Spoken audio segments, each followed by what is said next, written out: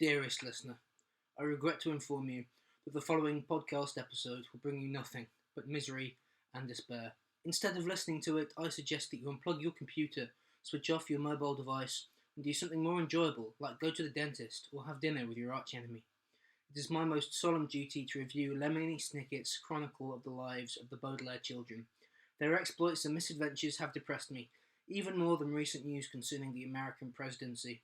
If you have witnessed Mr. Snicket's story and still want to stay, then I cannot force you to leave. But if you are one of the lucky few to have yet witnessed this unpleasant tale, then I implore you, leave while you still can. A final word of warning. While myself and my co-host, a word which here means Freddy, sound in high spirits, it is merely a farce to throw off our enemies. Still listening? Good luck.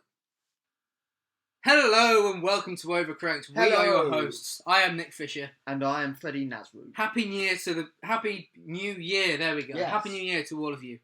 Yes. We hope you had a wonderful Christmas and enjoyed Rogue One as much as we did. Yes. Great film. We should be doing Rogue One really, shouldn't we? Well, we're going to do... But we have a plan. We're going to get to Star Wars. We have a plan. Yes. We are, yes. A sort of a plan. Kind of. Like 12% of a plan. Yes. Or is it 14? I don't know. That's meant to be a joke. It's a quote from a thing that you haven't seen. Because you didn't do your homework over Christmas. I did mine. I watched The Prisoner. Did you watch the MCU films? No. Oh, no. Because I just snapped my fingers in front of my face. It must have been quite horrific, really. I like your glasses. Are they new? they're my spare pair because I forgot to get a new spare pair after losing them in a nightclub. Excellent. Basically. So today we're here to review a series of unfortunate events, the first series of the show. We will be discussing spoilers fairly early on, but we'll just tell you if you haven't seen it, it's very good. If you like the books, it's accurate to the books, and there are a couple of changes, but they're good. I think there's more stuff in that's not in the books to do with the society, the secret society. I can't say too much without spoiling the next series for Freddie because he hasn't read the books. No, I haven't. But it's very good. If you haven't read the books, it's also very good. It's got quite it's quite dark but comically dark. It's kind of like really good Tim Burton stuff, and I think it's got the balance between meta humor and self-awareness and sincerity, and making you really want to care about the characters correct, in the same way that Deadpool and Kingsman do, but in the way that Kick-Ass doesn't quite manage. Kick-Ass. I thought the first one was quite funny, but... I think the first Kick-Ass is pretty great. Yeah. But it's sometimes a little difficult to take Dave, the character's name, seriously. Oh, yeah. Because he's saying, oh, my life is just like Spider-Man. And somehow it bothers you less in Deadpool and Kingsman, both of which you have seen, I believe. Yes, you've seen all three, haven't you? Duh, sorry. Yes. It's Jake who hasn't seen any of them. I'm confusing you with Jake. But yeah, it balances meta humor and actually caring about the characters and things right. It's set in this weird fairy tale land that looks like, I don't know, Edward Scissorhands or something, which we'll get to later. Yes. Me. So it's very good. It's got a sort of, I don't know, some of the humour, some of the acting is deliberately quite cartoony, and sometimes that's a bit silly, but it's got quite a dry sense of humour, which is mostly provided by the narrator of the show. I can't remember the actor's name, but he plays Patrick Warburton. He plays a character who exists in their world, who is recounting to the audience these stories years after they happened, which is the same as the books. Anyways, without further ado, let's start talking. Yes. About the show. Yes.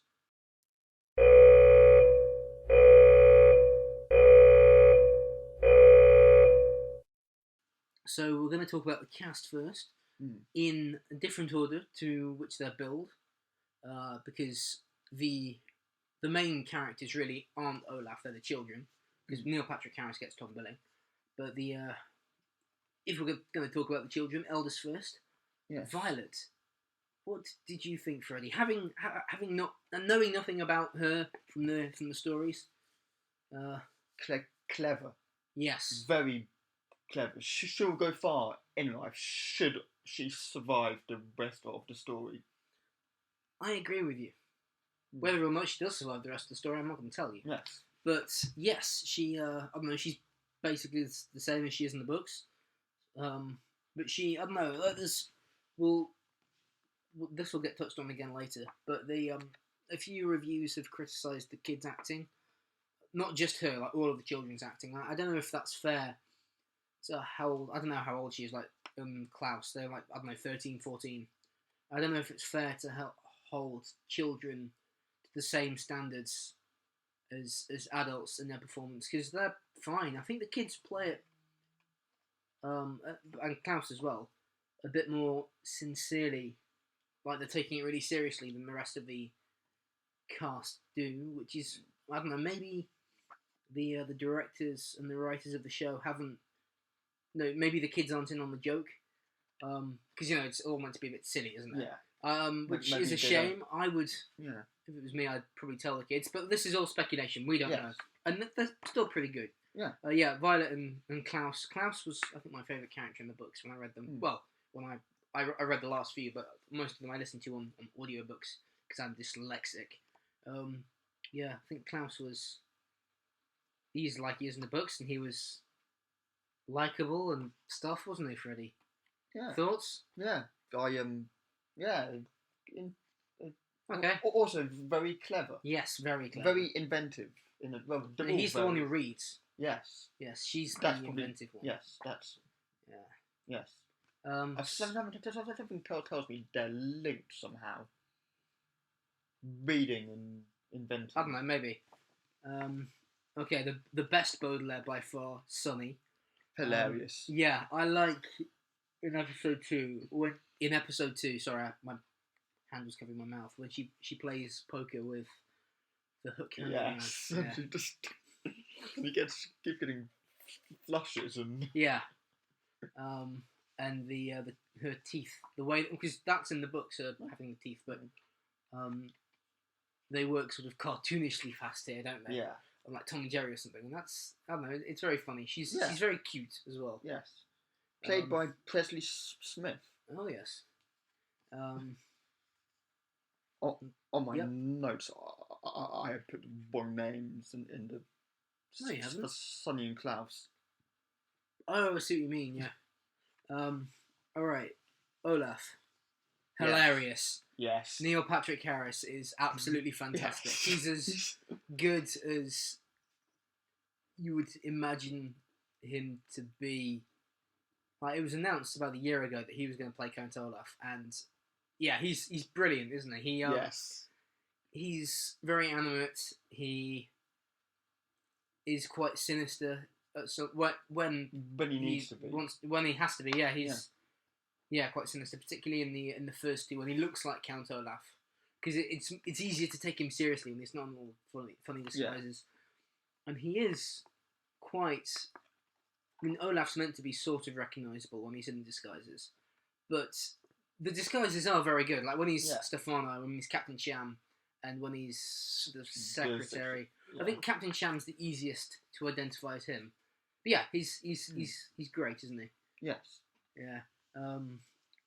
Maybe better than Jim Carrey, because A Series of Unfortunate Events, the film, was as much a Jim Carrey film as it was a story about a film based on the books.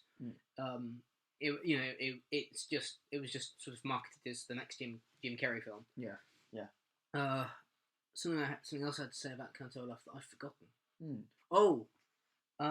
Not really relevant to him being betrayed, but there was a nice joke that I won't spoil for you, which foreshadows the last book.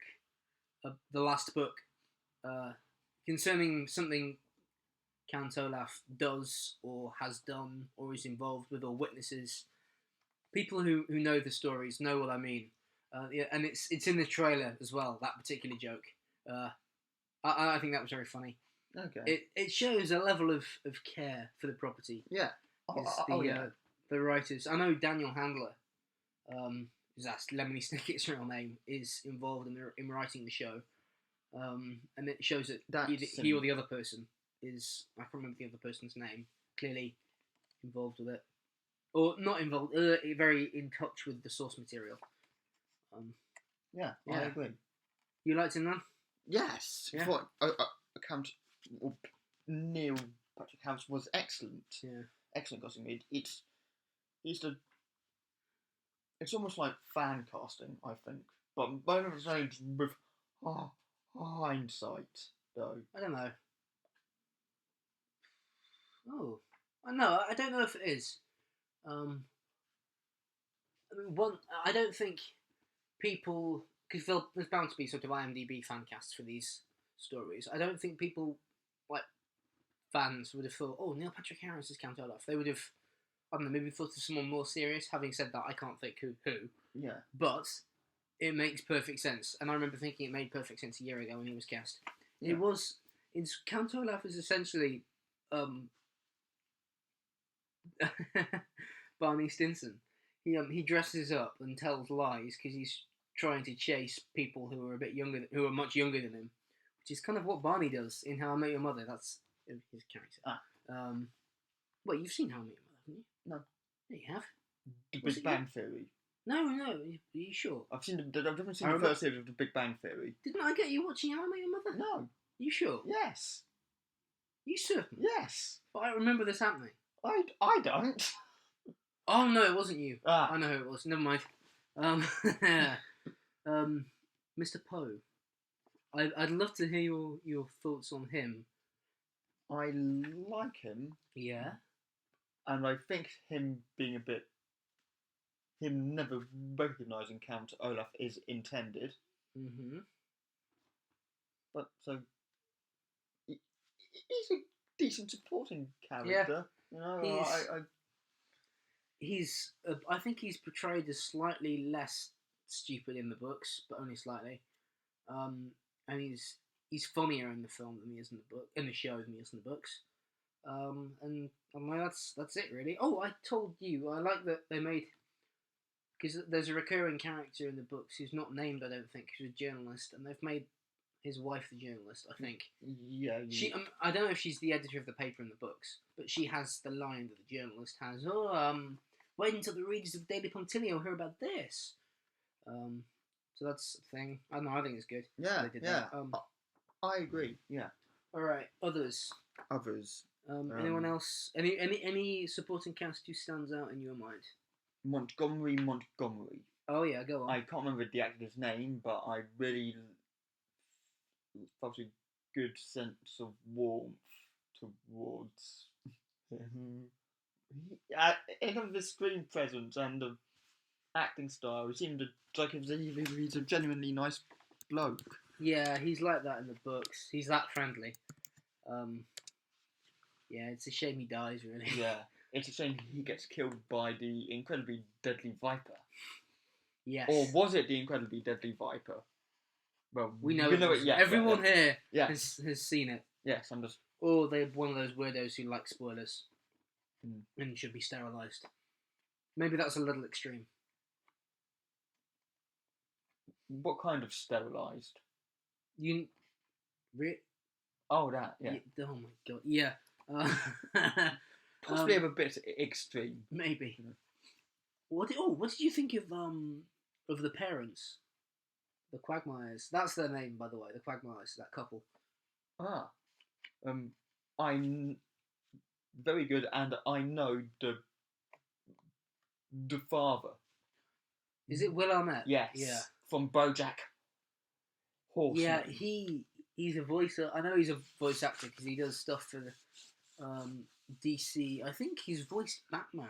No, he's voicing Batman in the Lego Batman movie. Yeah.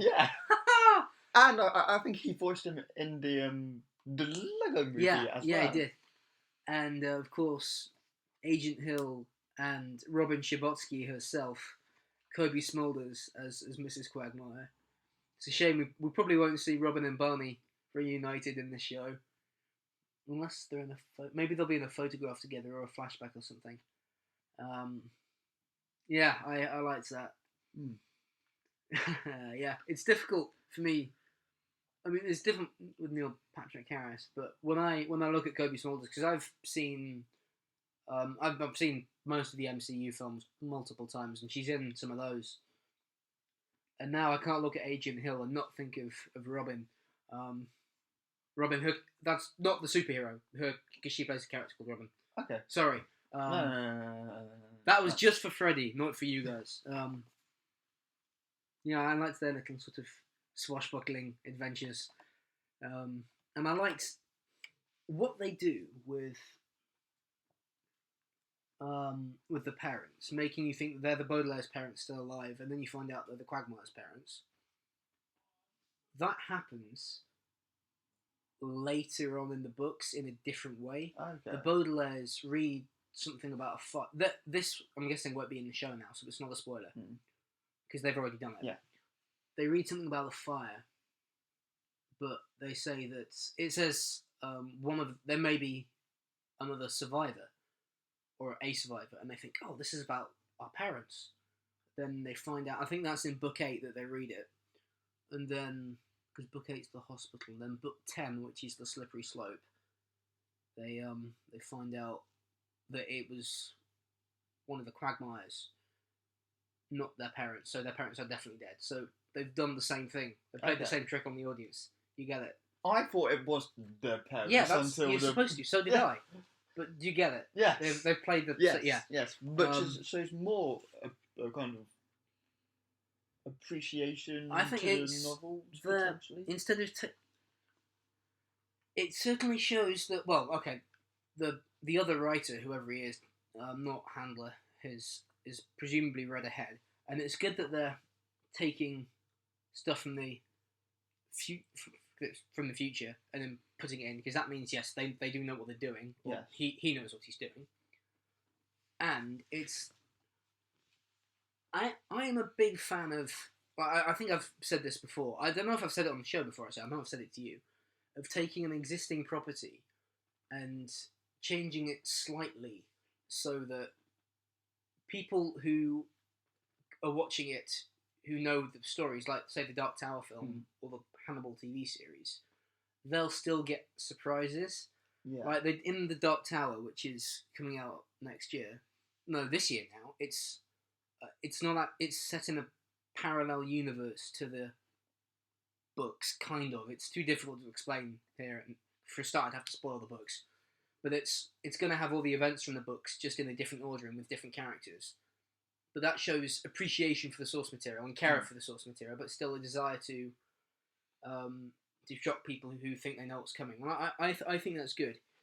They do it in Hannibal as well. Like, they have different characters doing what one character does in the books in the show. And while it decreases in quality season by season, that's still a good thing. But we're not talking about Hannibal or the other thing. No. What are we here to talk about? A series of unfortunate events. Alright. Style / era / accuracy to the books. That's all I've got written down here. Okay, we've talked about the Quagmires. Moving... Oh, yeah. There is an ongoing, a sort of long plot arc in the books about a secret society. And you don't hear about it until book 5. So it'll probably be what will be episode 10 of the show. But it's very clear, of course, from the beginning that there's something going on, and it's some group of people. That's what you've got, right? Do the eye and hourglass and stuff. Yeah. It's good. No, not hourglass and spyglass. Yeah. It's good that they've brought that forward. Well, one, because the stories get better once that gets involved. Once that becomes apparent, and also it makes the stories a bit more exciting, knowing that there's a mystery straight from the beginning. Yeah. I'd be interested to know, what do you think, if you think you've figured out anything? Who do you think this group are? If you can guess anything. I'm not entirely certain, and I know the story, so... I think that they're a secret group Yes. who are secretive Yours. about what they do. Yours. I've got no idea. Yeah, they're yes, that they are when it gets really good. There's sort of hints about some sort of secret society in the narration in the earlier stories, or in the narration in the stories, and I believe there are hints about that in the earlier stories before we find out in book 5, which is the boarding school, which is where the series left off in the austere academy. Alright, what have we got here? Changes, mostly good. Oh, what did you think of the statue woman and the maze? That's not in the reptile room, by the way. That's not in the book. Okay.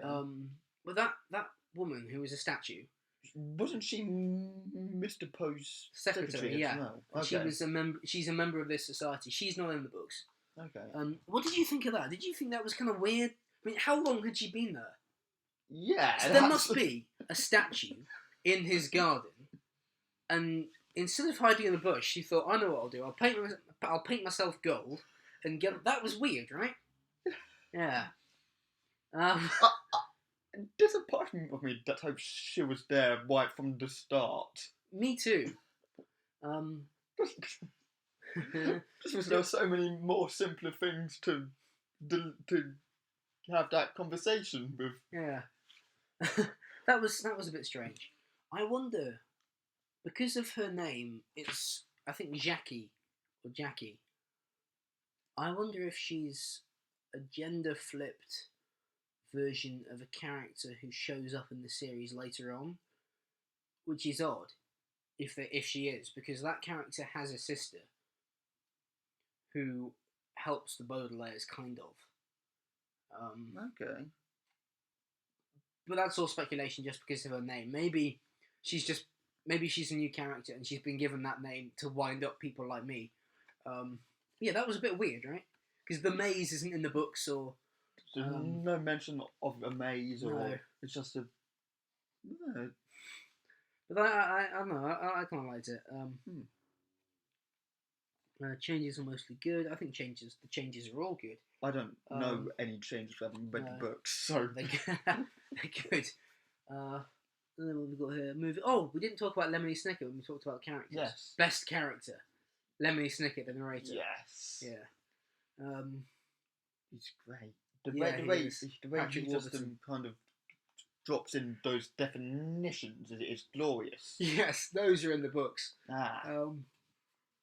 Okay, excuse me. Yeah, he's very funny, quite a dry sense of humour. I think he's my favourite character in the books. I found him quite irritating. One, maybe because I was a bit younger, and so I kind of got the humour from him, but not all of it, maybe. And there's one of the books later on, he keeps telling the reader to stop reading the book and read about the water cycle instead. I think that's the Carnival, which is book 9. And that was, I remember at the time thinking that's quite irritating, but it's probably quite funny, and I hope they do in the show. He's the best character in the show. Agreed? Yes. And okay, good parts that stand out for you. Oh,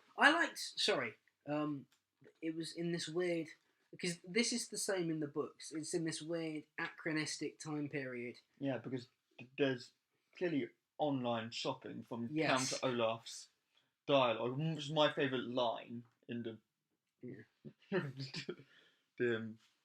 This is the hourglass, which is also in the trailer. Yeah, it is. That's not the foreshadowing thing. No, I didn't expect it was. Yeah. I thought it was like just. I think it's just in there because it's a funny line that could attract people to watch it. Yeah, Christ, what were you saying? Oh yeah, I liked that. Yeah, it was in this. I mean, that's the same in the books. In the books, you never really get a sense of time or place. Most of the books are set in the city, as it's kind of referred to, or around the city. And there's a mention in the books of on one of the road on a road in the city they pass horse-drawn carriages and motorcycles, and they go to a shop that sells fibre optic cables, and there's in the school they go to at the end of the series that has a really advanced computer apparently, but maybe that's just the school's just got the one computer because computers are still a big deal, so we don't know when it's set. Which I don't know. It's kind of cool. It's kind of like again, it's like a Tim Burton film, like Edward Scissorhands or his Batman films. Yeah. Sorry, you. I know for a fact it's set after 1946. Well, that's the earliest it could be set. Is that because Violet refers to a film or something that she likes? No, it's because of Sonny's favourite musician, Tito. Tito. He didn't start recording music until 1946. Okay. That's. Are you a fan of whoever he is? No, I just googled his name this morning. Ah. That's grand. All right. Particular good parts for you. Ooh. All the bits with Patrick Warburton. Yep. Sonny playing poker with the guy with no hands. He kind of becomes important in what will be, series 4, I guess. Or no, wait, it's 4 books per series. Yeah. So, but there were 13 yeah, books. so series 3. I would imagine they'll do the last book in the last series with the others. Yeah, series 3, he'll become important for reasons I won't say. Ah. Yeah, I quite like the book that happens in. People, again, fans of the series will know which book I'm talking about. Anyway, sorry, carry on. Other favourite bits?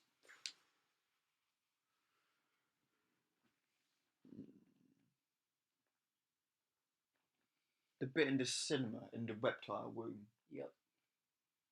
That's all not in the book. They go to the cinema, but there's nothing to do with the code or contacting the society or anything like that. Ah. That's all new, yeah. And that would be my top 3. Okay. Yeah. I think for me, balancing... It's having meta humour and still making you care. And that's sort of combined with Lemony Snicket, who is hilarious. Accuracy to the books, but still having heard the books, still getting surprised with things that they're doing. Because again, there's new story that isn't in the books. It might be in the sort of expanded universe stuff. Like there's a book that's made up of, I think, letters that other characters have written that got released, and there's the All Their Own Questions series, which is a prequel, which is about Lemony Snicket when he was a kid. Okay. So maybe some of this is mentioned in that, I don't know, but yeah, accuracy to the books, but still getting surprised. Mm-hmm. Lemony Snicket, and no, meta humour, sorry, and then the accuracy stuff, and I think the kids' performances, because bad kids are really annoying.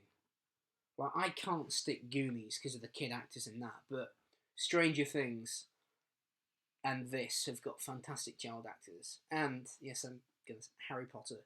I'm pleased you said that, because I don't know. Good kid actors.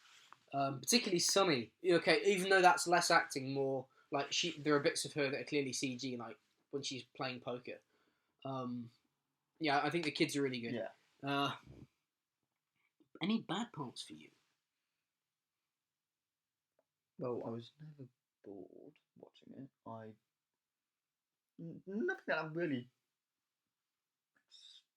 screams terrible to me. No, me neither. No, I think I'm not a fan of some of the really cartoony behaviour of, like, I don't know, say Mr. Poe when he starts shrieking when he loses the kids on the dock, and some of the stuff Count Olaf does when he suddenly goes really loud.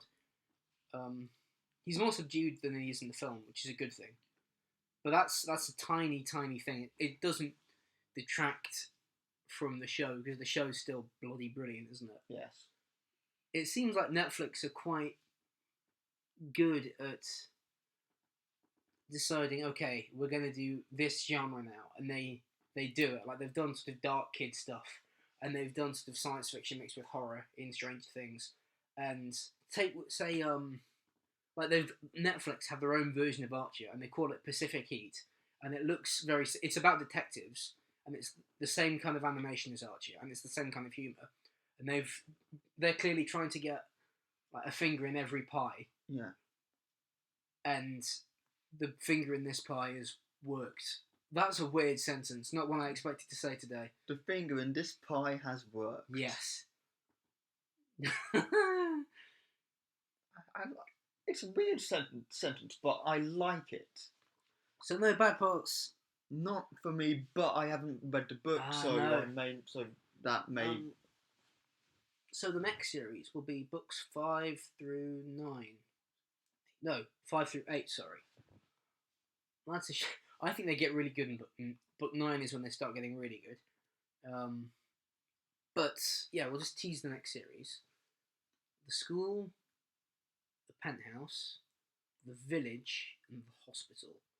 After the village is when things get really good, because you're going to see a lot of the Baudelaires being dropped from one Guardian to the next, but that stops in 7. It kind of happens again in 8. But because they turn up somewhere and fit in, and then Count Olaf shows up. Surprise, surprise! But then in book 9, which will be the start of the last series.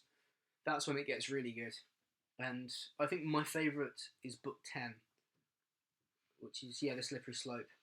But that's a while away yet. Yes. Yeah, you guys, if you haven't read the books, you're in for a treat. Yeah. Any last things you want to say? Anything we've missed? Not sort of, but I have a question. Ooh. Should I read the books? I would recommend reading the books, yes. Okay. On a scale of 1 to 10, 1 being the film Batman and Robin, 10 being the film The Good, the Bad and the Ugly, where would you rank the first series of the series of unfortunate events? 8. Excellent. You can tweet us and stuff as well. And Facebook. Yeah. And, but we don't have Instagram. No, we don't. Well, we're kind of an audio medium. It would be a bit silly to have Instagram, wouldn't it? It would just be pictures of the Overcranked logo. Very good point. And the occasional picture of beer. Yes. Who are we kidding? Yes. I couldn't find Scampi in Tesco today. I can't believe it. That's bloody terrible, sir. Isn't it? You need to clean your glasses. Yes, I do. Sorry, not my place to say. I know. I've got some lens cleaner in my bedroom. Grand. So I'm going to... Anyways, yeah, next week, we're doing our news episode as well. On probably Friday. Yes. Yeah. Anyway, have a good week. I hope you learn and enjoy yourself and do right by your fellow human being. Yes. Yeah, but most importantly, tweet at us if you want to talk about the show, the TV series, or our show. Yeah. And you can find us on Facebook. On Twitter, we're at The Overcranked. On Facebook, I think we're also at The Overcranked. Because you can do at things on Facebook. You can, yes. And I'm pretty sure we're at The Overcranked. If we're not, we should be. We should fix that. Yes. But in the meantime, if we aren't at The Overcranked on Facebook, it's just Overcranked. Yes. You can't miss it. It's a picture of us that doesn't look like us. Yes. It's the same picture that you'll be looking at if you're looking at the screen right now. But if you are looking at the screen, haven't you got better things to be looking at? Like, that's why we do a podcast, so you don't have to watch it, you don't have to pay attention to the video, you can just listen to it and do other shit. So don't look at our picture, go away! Go away! What the hell are you doing? Yes. Piss off! Piss off! Oh, one last thing. I'm going to tell you a secret about the show. Okay. There is a recurring motif that I think only starts after book 5, when it's said out loud for the first time, but it's present in the show from maybe as early as episode 1, and that is...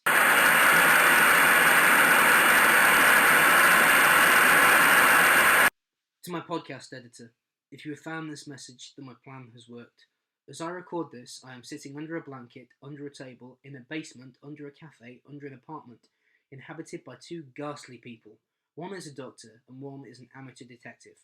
Currently, all I can hear is the violin being played badly, and I worry that I'm still under the influence of some 7% solution. I hope you will meet me at my location next week to record the next episode of this most dreadful internet radio show, Overcranked. Until then, I hope you stay safe and avoid that unusually violent refrigerator repairman.